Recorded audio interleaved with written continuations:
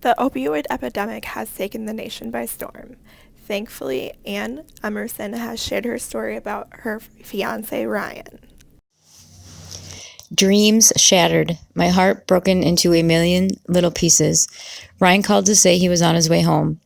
I had no clue that the words we spoke to one another on November 28th, 2017 at 1:26 a.m. would be our last. I can still hear the conversation in my head like it was yesterday. Ryan said, "Baby, I'm on my way home. I'll see you soon. I love you." I replied, "Okay, I love you too. I'll see you when you get here." Then suddenly, my worst nightmare began. My name is Ann, and this is the story of my fiancé Ryan, a wonderful man, son, and brother, and his battle through addiction, which took his life December 3rd, 2017. Ryan has used heroin and meth a few times here and there, encountering a couple overdoses, one of them putting him in the hospital on life support for 8 days because he had aspirated vomit when he overdosed. He suffered a minor brain injury, causing some memory issues from this overdose due to the lack of oxygen. But thank God, other than that, he was going to be okay. Ryan's life turned dark when his brother Eric lost his life to a heroin overdose on October 27, 2013. Ryan was in prison when his brother overdosed and died. Sitting in solitary confinement alone, Ryan got the horrible news one prays to never hear. When Ryan came home after Eric died, he began drinking daily. Steel Reserve, as it was Eric's favorite, and also whiskey. A liter a day he polished off. The only sober time that he really had was when he was in jail. I contacted probation many times, hoping to get them to see that this man needed help, not jail. Asking them, pleading with them to please send him to treatment so that he could get help that he needed, that he would not get in jail or prison. But they never listened, and they wondered why he kept ending up back in jail. They tried to have him do drug court. However, he felt they saw him as just another junkie going through the system.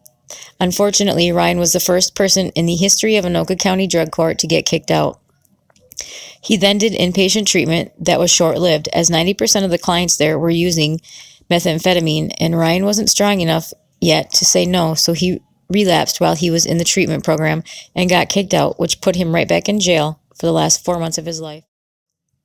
Ryan came home from jail after being locked up for 4.5 months on October 30th of 2017. On November 28th, 2017, Ryan was given heroin mixed with fentanyl and or carfentanil, a strong synthetic opiate. Ryan called me at 1:26 a.m. and said what I didn't know would be his last words to me, that he was on his way home and that he loved me and would see me soon. Ryan was brought home by a friend, almost dead, barely breathing. Screaming in fear, I continued CPR until the paramedics arrived. They gave him a second dose of Narcan. Still nothing. Ryan went into cardiac arrest at the emergency room and was put on life support.